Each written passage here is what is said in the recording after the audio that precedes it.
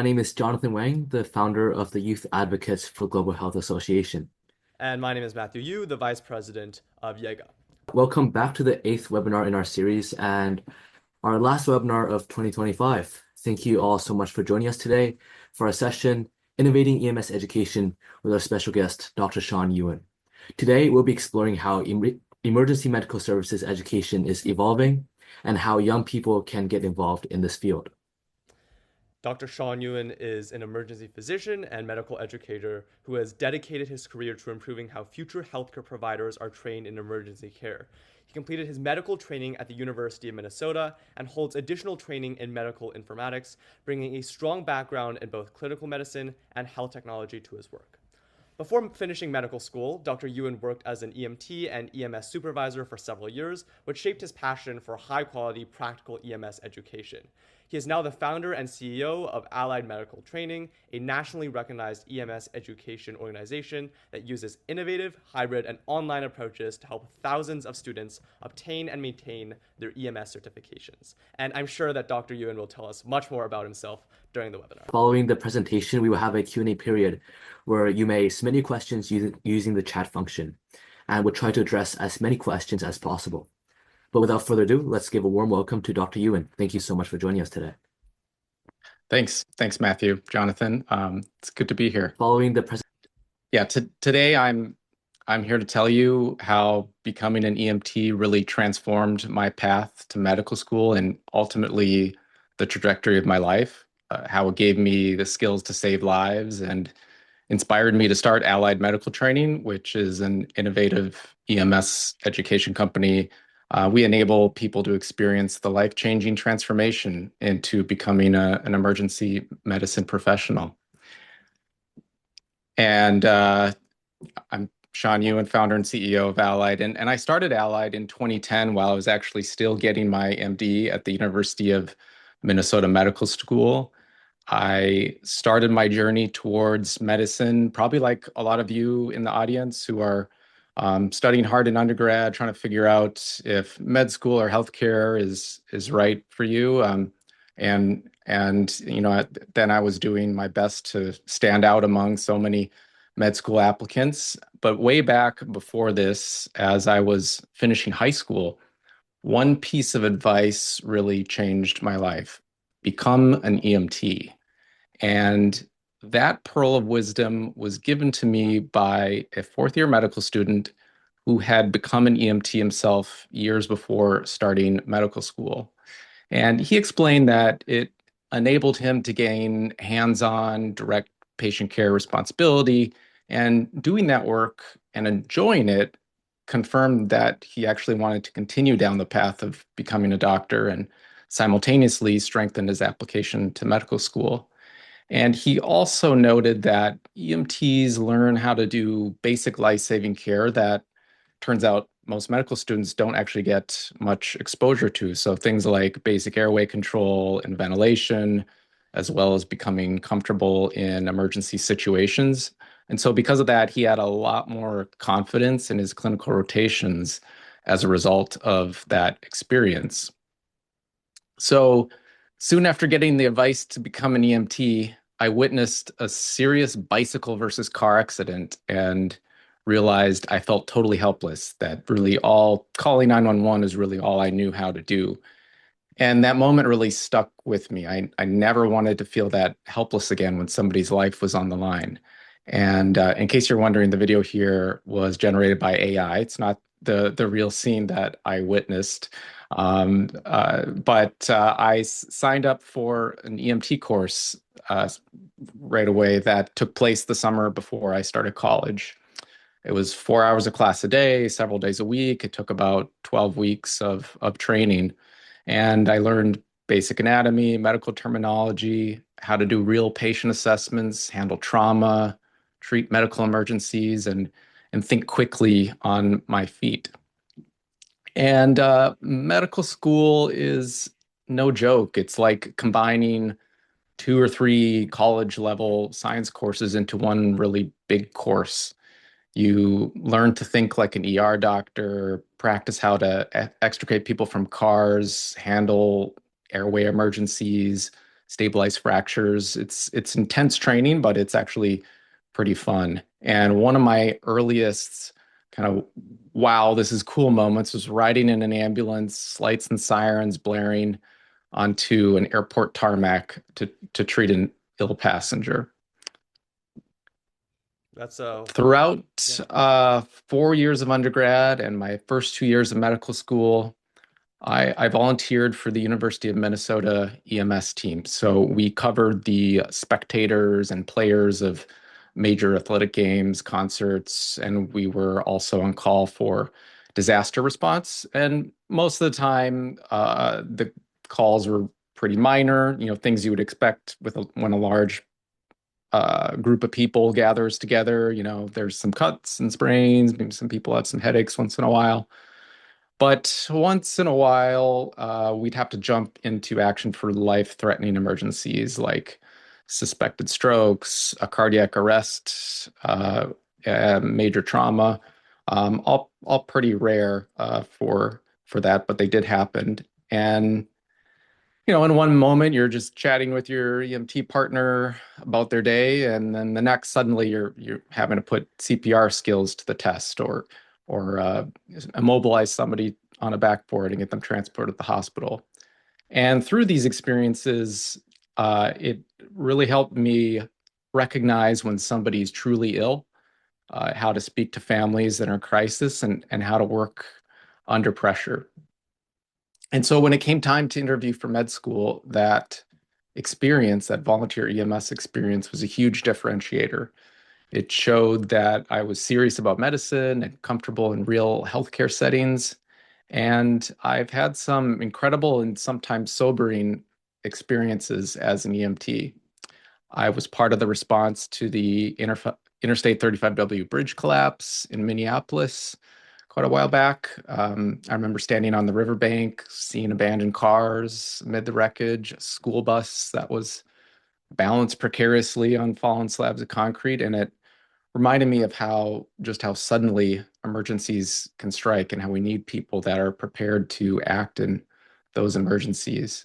And then another time, I defibrillated a patient in cardiac arrest in the middle of a packed venue. It was just before Robin Williams was set to perform comedy on stage.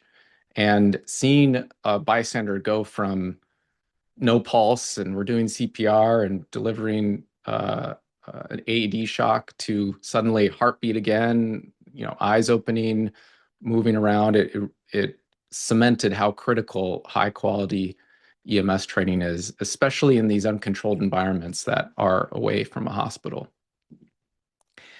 And in my last year of medical school, I found myself in an ICU patient's room with the healthcare team, the resident physicians I was with, and the patients started not doing so well. They were starting to go into respiratory failure. And while everyone else stepped away to call for help, even the resident physicians, I actually knew what to do in that moment thanks to my EMT training. I grabbed an airway device, bag valve mask, started assisting the patient's breathing to bring their oxygen sats back up to normal until that rapid response team arrived. And that's the power of those basic life-saving skills, the basic skills you don't always learn and perfect while in medical school. Sometimes you are the only person who knows exactly what to do to save someone's life in that moment. So, as an aside, if any of you are interested in a career in healthcare, especially if you're interested in becoming a physician, I really do think becoming an EMT is the best crash course in what healthcare is really like. You'll learn if healthcare is right for you. EMT course is a relatively small investment of time and money compared to something like medical school, which is years and a really huge commitment. It'd be good to know that you really want to do that before committing to it.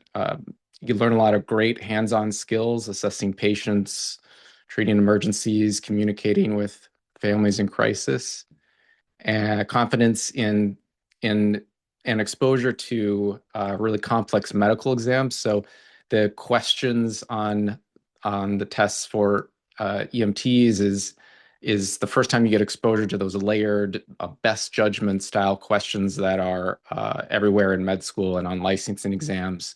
These are these complex questions that seem like there's multiple choices that could be correct. It's definitely a shift from what most people experience in college and in high school. And then the people skills. You really quickly gain confidence talking about very personal things that most people find embarrassing and communicating across cultures and appropriately crossing social boundaries to perform physical exams. I think everybody should become an EMT. The world would be better off if everyone knew what to do in an emergency. And it's one of the reasons I started allied medical training. And over the years, I've watched our alumni use their EMT experience to stand out med school applications, grow into confident clinical leaders, eventually become practicing physicians, PAs, nurses. So why did I start allied medical training when I already had a pretty full plate as a medical student? And what does this all have to do with innovation? Well, when I became an EMT, I was made aware of this stark statistic. It was generally accepted as normal in the EMS field, which is 30% of all EMT candidates fail their national registry exam on their first attempt. But when I got to medical school, I discovered that nearly 100% of US trained medical students pass their licensing exams. So what's the difference? Why would physicians who have to learn exponentially large and complex information sets compared to EMTs do so much better on their licensing exams? Are those exams easier?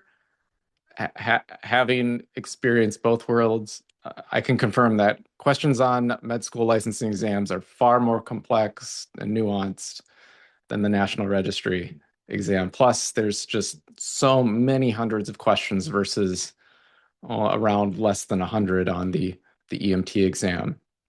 All right, well, if it's not the exam itself, is it the students? Are they just better candidates? I mean, med schools are incredibly good at selecting candidates that can make it through the training, but there's less there's a lot less to learn as an EMT. So I'd argue that it's not due to this. It's not due to the student themselves. Um, and with the data that I now have from over 15 years and thousands of students at allied medical training, I can confirm it's not selection strength that drives it. So what is the reason? To me, it became clear that the education model and the education methods were the culprit, not the exam, not the students. EMT training still very much looked the same as it did, EMT training still very much looked the same in 2010 when I started Allied as it did when the profession was formally created in the 1960s and 70s. And that consisted of lecturing to students in the classroom, practicing skills on some mannequins, observing a shift or two in an ambulance where that experience was wildly variable. And today, even in a lot of programs, it still looks a lot like this. In contrast, medical school education looked remarkably different. So I started med school in 2008. The iPhone had only been in existence for a year. Yet our lecture hall presentations were live streamed online. They were recorded for later viewing online. Technology was embraced to make learning better rather than ignored and shoved aside. And this improved quality control greatly because now a student could miss a live presentation but be able to watch it later. Or if I didn't understand something about an explanation, I could rewind and watch it again and again. And we also had our own online wiki, kind of like a private Wikipedia amongst the students, so that we could view notes from the presentations and collaborate and add our notes to it. We had access to course exams from previous years that we could use to practice the questions, learn from our mistakes, figure out why we got a question right or wrong, and learn from it. And then we also used online exam banks to practice for our licensing exams. If any of you have taken the MCAT and other major standardized tests, nowadays having an online program with exam banks that you take all these practice questions is pretty standard. But we were definitely doing that back then. And the medical school had even a fake clinic, an actual physical location. It was this large, many, many rooms to look just like a clinic with the exam rooms where the medical school would hire actors to come in and play various patient roles. And we'd go from room to room to evaluate these patients.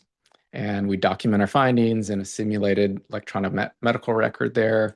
We'd receive feedback on our performance, and it was all from a safe place. We could make a mistake in the exam room, and it's not real life. We're still learning. It's fine.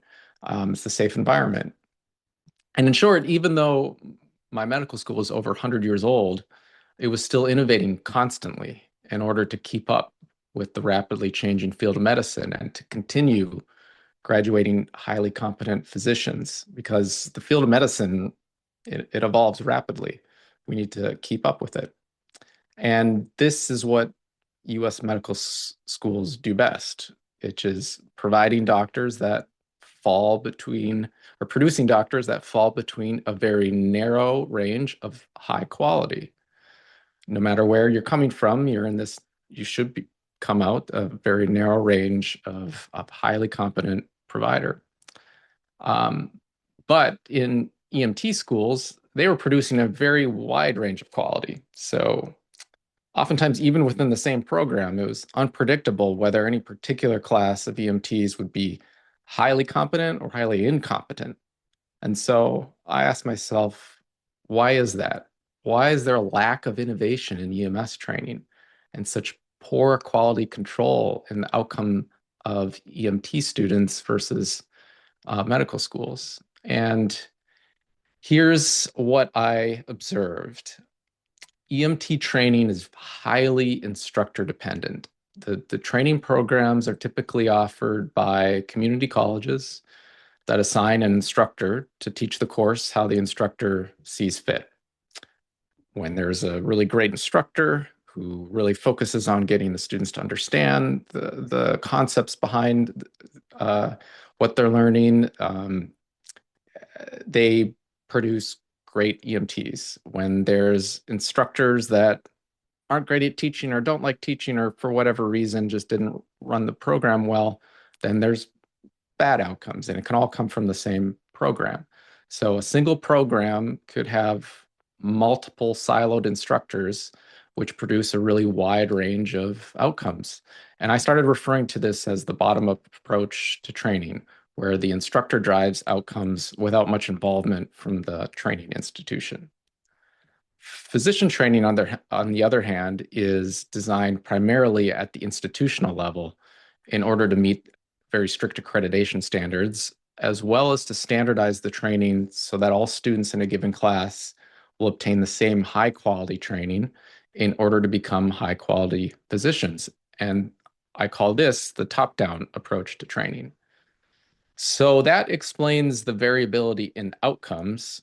How about the lack of innovation in EMS training?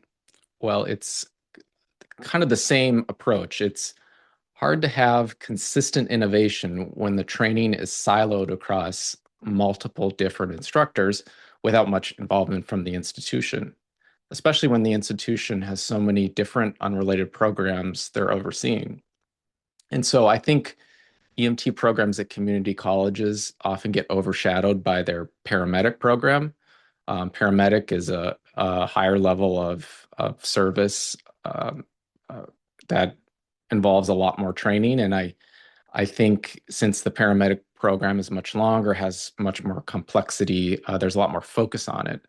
but there's twice as many EMTs as there are paramedics, and all paramedics must become EMTs first. So it seemed backwards to me that there wouldn't be more emphasis on getting the foundational training perfected at the EMT level first.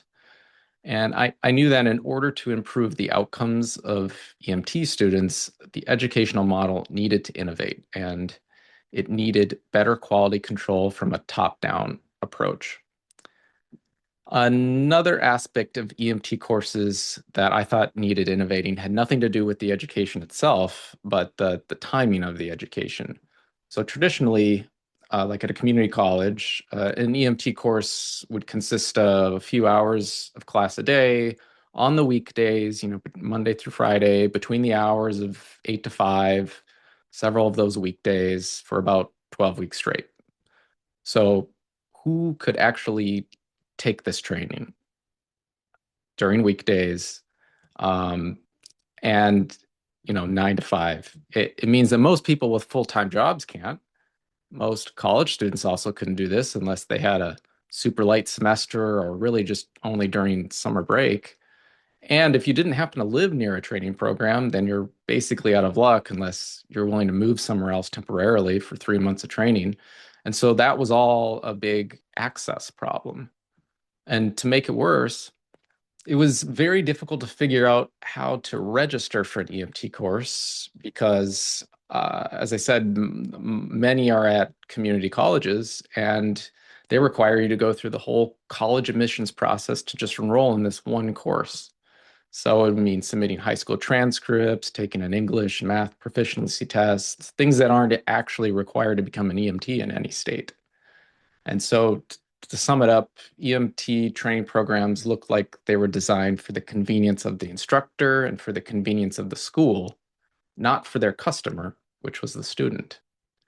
And so these were all problems that I couldn't get out of my head, problems that I knew could be solved by a hybrid EMT course, just like my medical school was doing for our training. So this would be a course where we use the power of the internet to deliver didactic training and exams online, bring in simulated clinical encounters, use practice exams to prep for the real test, and apply the best practices of modern e-commerce and tech companies to make training a lot more efficient, higher quality, and a lot easier to access. It would be a customer-first approach to EMT training. And I first pitched the idea to the EMS department I worked for at the university, since we also did some EMT training there, but zero interest to pivot away from their traditional training model. It's probably good they actually did say no, otherwise I never would have started Allied. And it was at that moment when they didn't want to pivot away to my model that a lot of people would have just given up on the idea and moved on, especially when they're already halfway through med school. But I'm wired a little differently. So I decided to start my own program, even though I was just starting my med school clinical rotations. I was taking my first licensing exam. There was a lot going on. But I managed to get the EMT program ready in about 3 months, get licensed by the state. I had to rent an office space where we were going to do the training and launched an online course. It was pretty low tech compared to where Allied is today. There's far less digital platforms and tools for creating online courses 15 years ago. So for example, the online presentations were MP3 audio files of my presentation, and then there'd be a PowerPoint slide file that the students could download to follow along. And we did have a website. To register, you had to download a Word document, fill it out, email it back, and then I'd respond to the email with a PayPal link to pay the deposit. But we got the job done. We was able to get it launched, and the inaugural classes that summer completely filled. We had very high pass rates on the National Registry exam, and I originally launched it with two options for skill training times, evenings or Saturdays. So much more convenient times for people that are working during the weekdays and also for for college students that wanted to take the training. And as the years went by, Allied grew pretty rapidly, and we kept innovating the education and the business to continually improve the outcomes and continually place the student first. We made it really easy and fast to enroll and pay on our website. So the downloading of Word documents and emailing them in was a very short-term solution at the very start of the first year, and since then we've really evolved. We're providing best-in-class customer service in an industry where most other training programs, they don't call you back, they don't respond to your emails. These are the things we hear from students who come to us, that nobody else would get back to them. We've been modernizing the online course experience and creating new content. Actually, we create all of our own online learning content. It's extremely rare for the industry. Most rely completely on fairly generic resources published by some major textbook companies. But we think it's important to create our own, and it's the foundational core to our educational model. And as far as online course delivery, we're now in our fourth learning management system. So each one has become more capable than the last. And we're now able to offer interactive learning as well, that we're pretty excited about. And then stepping away from the online training into the in-person skill training, something we also did was introducing these simulated clinical encounters with real people playing the roles of patients. So people coming in to act the role of patients, and we apply Hollywood-style special effects makeup to enhance the realism. So in those photos, yep, that's just makeup that's being applied to our patient actors to simulate these injuries and make them look as realistic as possible. And then from the time in training too is something that we were able to cut down significantly. So over the years, we've been able to cut the amount of time the student actually needed to be in person to train by half. And then we shortened the in-person timeline from 12 weeks to just 1 week straight. And now we call this Skill Week. The Skill Week innovation was probably the biggest game changer for us so far in our history. So changing the model of in-person skill training from a few times a week for 12 weeks to all day, every day for 1 week. We started with 7 days straight. Since then, we've actually been able to make it even more efficient, and it's 6 days straight now. And that's resulted in us being able to train far more people, and people from all states, even from a few other countries, people have come in. And whereas before, you pretty much had to be near us at our location in Minnesota to train with us. But now it's feasible for people to travel in, because it's just 6 days of training. And so it's really eased the access barrier that so many people are facing to get this training. And when we started this, no other EMT training program had ever attempted this before. And I got inspired from the software coding boot camps that were starting to pop up at the time. This was maybe 8 or 9 years ago. And what was really interesting about these programs, these coding boot camps, was that they were producing fairly competent full stack developers in as little as 2 months that were getting hired as junior developers at the equivalent level as many who are graduating with a 4-year degree in computer science. And I thought, there's something that's really interesting here. I got to zero in on that, and I think it could be applied to EMS training. So another curious side effect of the Skill Week model was that we noticed that the outcomes of the Skill Week students were actually better than our 12-week model. It's something that we weren't anticipating. They performed even better in their skill exams, and even better in their National Registry certification exams. But why? Why would that be? It's actually the same amount of time training. It's just um, given over a shorter period of time. And what we came to realize is that since we required the Skill Week students complete their entire online course before they came to Skill Week, as opposed to a little bit each week that they're coming into class, they understood the big picture better than the students that are learning just a little bit of it every week before each skill session. So the Skill Week students came fully primed with their didactic knowledge, and their entire world was then consumed by skill training for that week. It was all that they focused on. And this intense experience, it really supercharges understanding and knowledge retention, as opposed to having just a few hours a week of skill training and then having the rest of life in that week sort of get in the way of practicing again and retaining that information. So it was so successful that, and the outcomes were so good, we actually soon ended the 12-week program and went all in on only doing the skill week model. The results really spoke for themselves. And you might be wondering at this point, okay, so this is initial education of EMTs to become certified for the first time. What about continuing education? Do EMS providers need to get recertified every few years? You're right. EMS providers need anywhere from 16 to over 60 hours of continuing education every 2 years.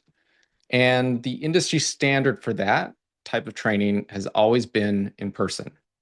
It's historically been very difficult for EMS providers that don't work for an organization that conducts their own training to get this recertification training. It's resulted in a lot of people dropping out of the field and not staying in. It's a big problem. And so back when I started Allied, I thought it was crazy that there weren't online courses available for EMS continuing education. So in our second year, I launched an online recertification course back in 2011 for Minnesota, and ultimately gained accreditation nationwide several years later, so that students from almost any state could take our online recertification training. However, a bulk of the hours were still required to be conducted as live virtual training. So like a live webinar, kind of like how this one is right now, where the instructor and the students are both present virtually in real time. They can talk to each other in real time. This was the requirement at the time. And you had to even get a special type of accreditation to even do that, which we did get. And the industry was just still so skeptical of asynchronous online training. They still believe so much in the in-person classroom model until COVID-19 hit. And this sort of forced the hand of the National Registry and many states to temporarily accept 100% online training, 100% regardless of whether it's synchronous or asynchronous. And when nothing really bad happened because of that temporary exemption, they eventually made it permanent. So now EMS providers can get 100% of their education asynchronously online, and really improving the access for it as well. So we had already innovated years ago to offer training like this, and had all of our systems in place. So we were pretty well positioned to serve the EMS community at scale once things did shift to be fully online.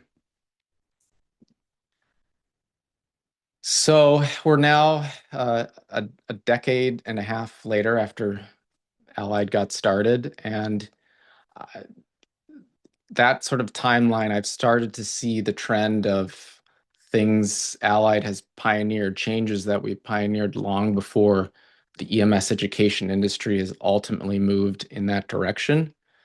It's been innovation that's testing the waters and then leading the way for the rest of the industry. But I've never considered myself an insider of the industry. In fact, I was actually only 23 years old when I started Allied. I'd only been a part-time EMT up to that point. Um, I've always felt I was kind of an outsider, actually. And what I've come to appreciate is that the best innovation often comes from outsiders who haven't been completely indoctrinated to the way things are in an industry. They don't have any of the industry habits. They don't have a narrowed viewpoint from a whole career of just doing that, being in that industry. So the outsiders tend to, the thinking is a little still a little fluid, and they see potential where others don't.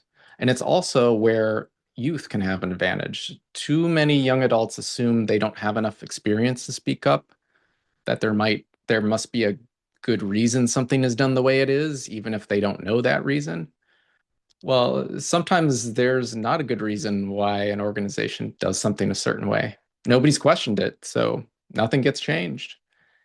Too many people just don't question the status quo. They don't pick their heads up, look around, ask, why are we doing things this way? And if the answer doesn't make sense, then try to do something about it. So innovation in an industry results from challenging things an industry accepts as normal, even though they just don't make sense. And it's what other modern industries would definitely not be considered best practice. And I think it's important to ask what will never change when you think about innovation. So in the case of Allied and EMS education, the things I ask are, well, will students ever want a more difficult way to register? Um, I don't think so. I think they'll always want an easier way to register. Well, will students want a program that doesn't answer the phone or respond to their emails? Will they want to spend even longer sitting in class to achieve the same or even a worse outcome? Will they want training at inconvenient times? I think you'll agree with me. The answer to all those is clearly no. None of those things will change. People will always want convenient training times. They will always want to spend less time learning something to achieve a better outcome rather than more. So, despite all of those things um, not changing, the state of EMT training in the past clearly answered yes to those questions. They made it more difficult to register. They weren't doing best practices for customer first uh, operations, and I've just sought to do the opposite because none of that stuff made sense. I didn't know why. There's no good reason why other programs are doing those things, and it was really preventing access to training, and it was preventing more competent EMTs being out there responding to emergencies. And so I just have kept pushing Allied to continuously improve at all of those things. And I challenge you to do the same in any organization you're leading, to really take up the charge, to innovate, get inspired by other organizations, inspired by other industries, and discover levers that can be pulled in the most overlooked places to create a positive shift that eventually moves an entire industry forward and betters the lives of people at a greater scale. So thank you. Yes, thank you, Dr. Ewan, for your very engaging presentation. And yeah, it's definitely very inspiring how you started off as an EMT, later went to medical school, and then you started innovating EMS education, making it more accessible now. Um, and now you're a doctor and entrepreneur. So, and I also really agree with how it's so valuable having the skills needed to save a life as like having an EMT background, regardless if you go to medical school or not. We will now move into our Q&A period. So for our audience, please feel free to type in any questions using the chat function. But we will start with our first question for you today. How do you manage to balance being a doctor with running multiple companies? So, yeah, I noticed you didn't ask, like, how do I balance those things with my personal life?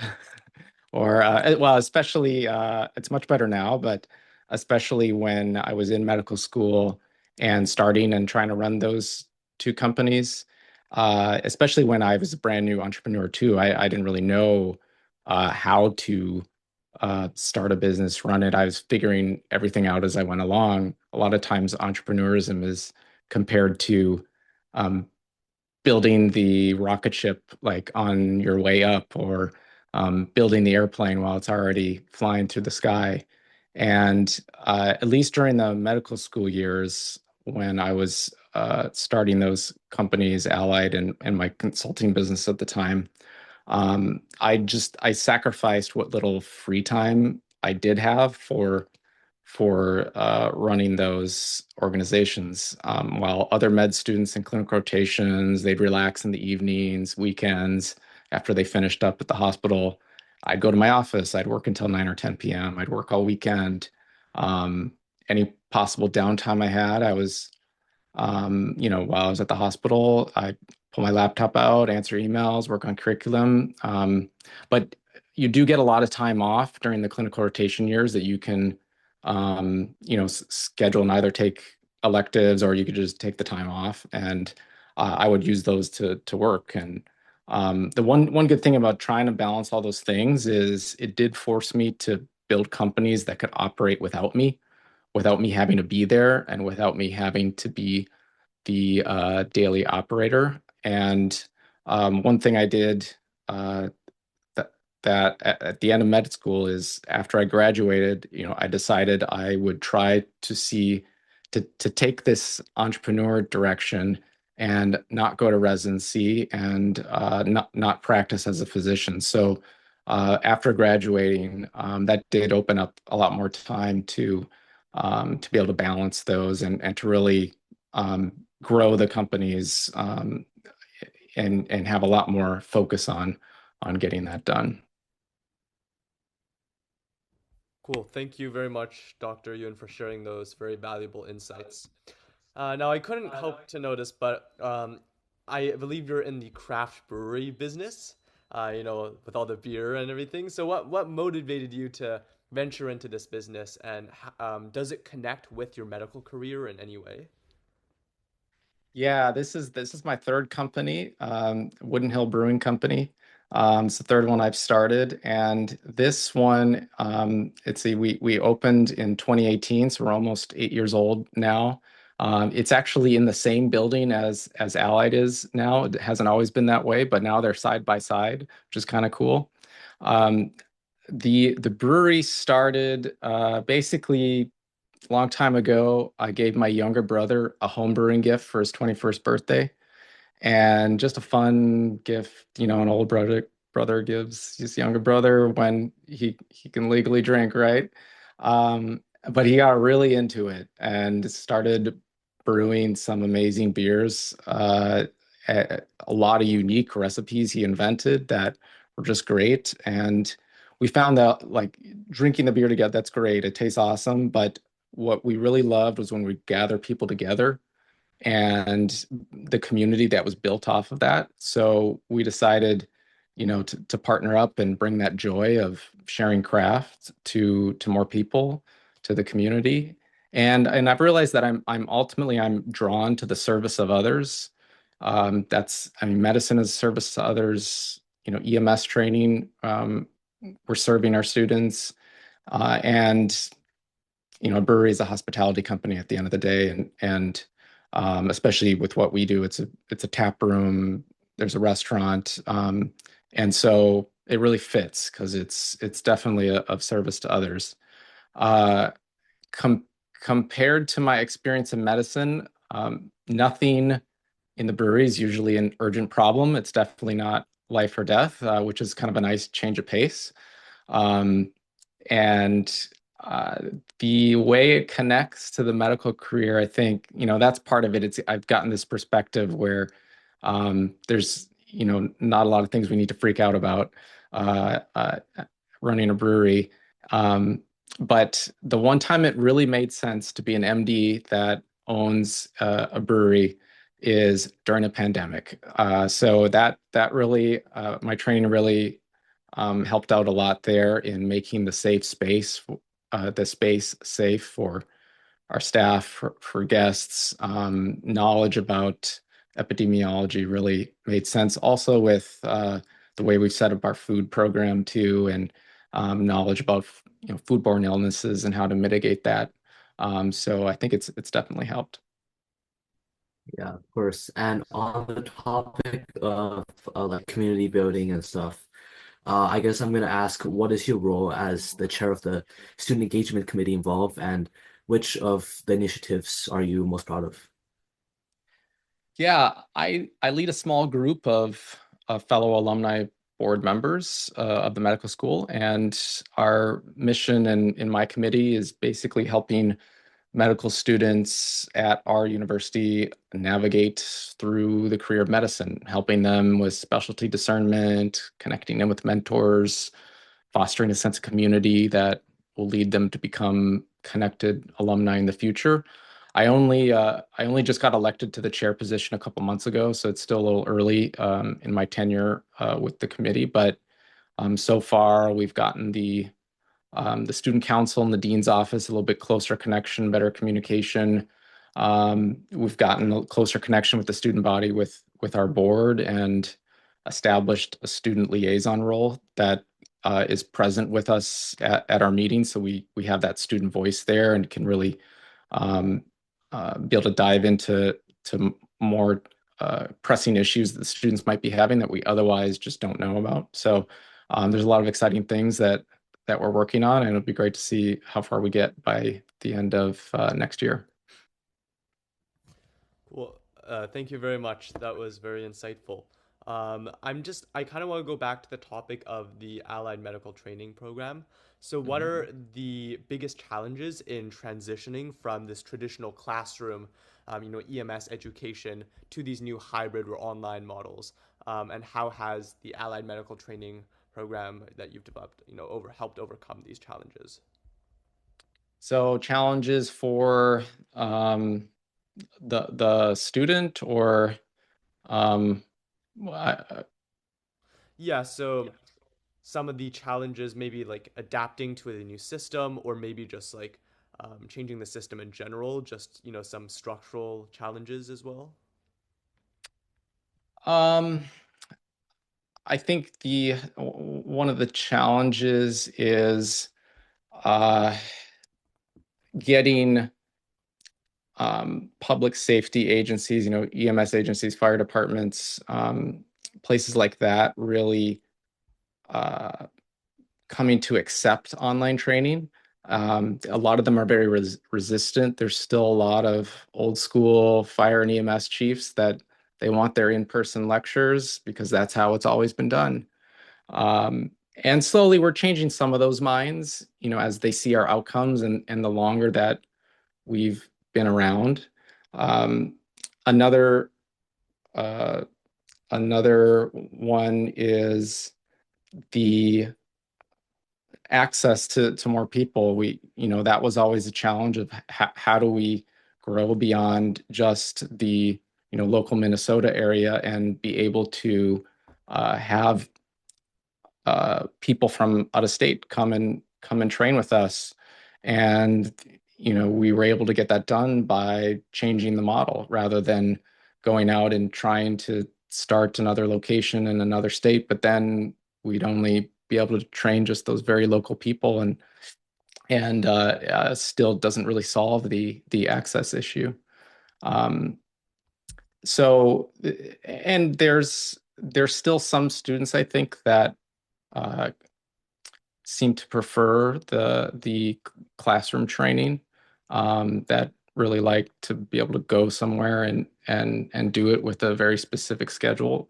We're not going to be the uh, training program for everybody. We're kind of focused on the students that are they like online training, they like the convenience of it, and they're also motivated to get it done without a lot of interference or prodding from us to finish it on a specific schedule.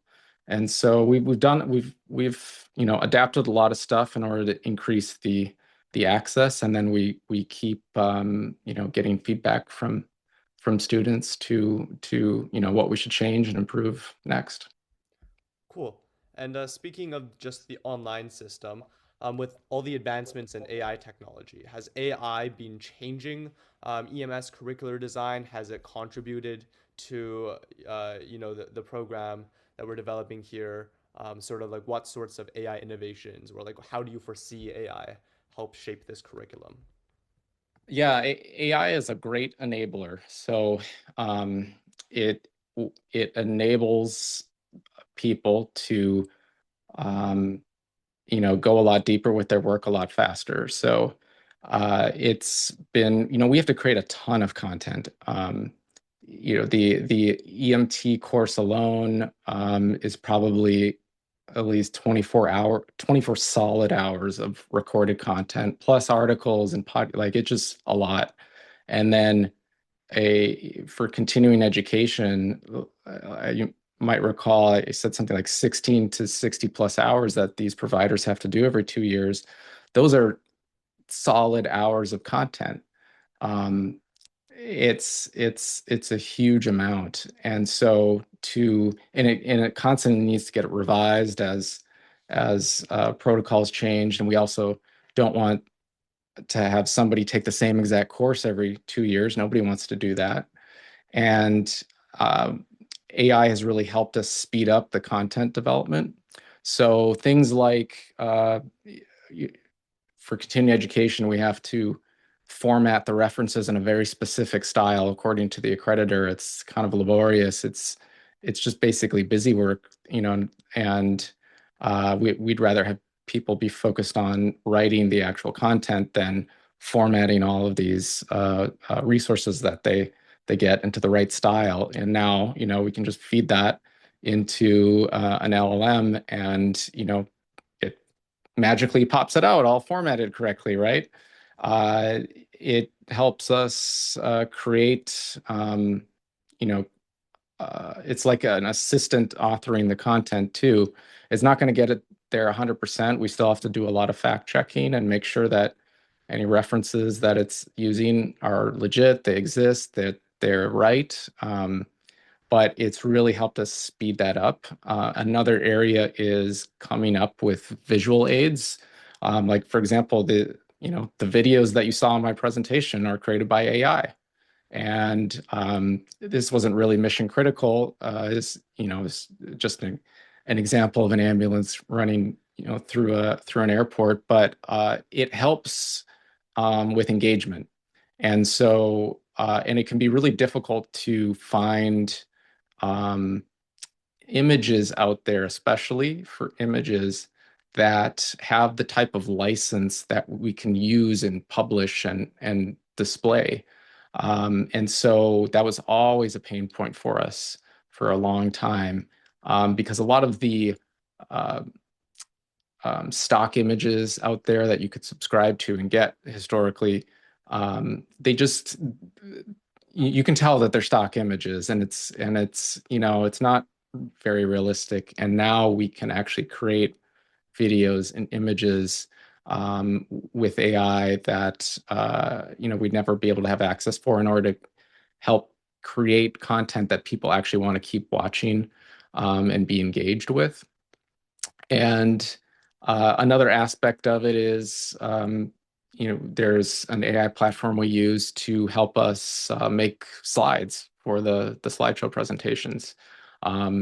Again, doesn't get it there quite 100%. There's still some editing to be done, but it might get it 75, 80% of the way there. It saves a lot of time from our staff, which enables us to run, this a pretty powerful small team. We train a lot of people with a very small core team on the business side, and that enables us to continue existing, to have a sustainable business. And it's been really fascinating to continue seeing just how fast the space is changing.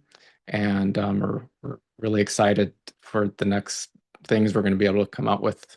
Even in the next year, I think it's going to be just incredible. Yeah, I totally agree. Using AI these days, it does seem pretty promising when it comes to innovating medical education. So I find that to be very, very useful. But based on your EMT background, however, what would one change you think would we could make to standardize EMS education to better prepare students for real world calls like chest pain or seizures? Because as a EMT myself, I know that contrary to popular belief, these trauma calls like amputations and stuff, they and burns like they seem to be much more critical than chest pain or seizures. But actually, from a medical perspective, chest pain and seizures are almost the same or if not higher priority when it comes to the action needed. Yeah, I think it really just comes down to practice, and simulation too. So that's what we like about doing our clinical simulation, where it's not high tech. We don't even use technology to do it, but we try to recreate that environment where it's safe to fail in it, but it's very realistic. So that you don't just verbalize, okay, I see somebody, though your patient is, profusely sweating and pale and, clutching their chest and all that. We have somebody that might, that's wet with sweat. They have makeup on, they're pale, they're yelling and screaming, and you've got to, you know, react to that and deal with that. And that's where I think a lot of failure in the EMS education system is not getting that type of simulated exposure with recreating that stressful environment and what patients really look like who are really sick like that. Yeah, thanks, Radin, for that question. I think we're going to end it off with just one last question about any advice that you would give to, young students or high schoolers who would want to go potentially into medicine or into an EMT background, into, um, EMS. Just any sort of practical advice that you would want to give.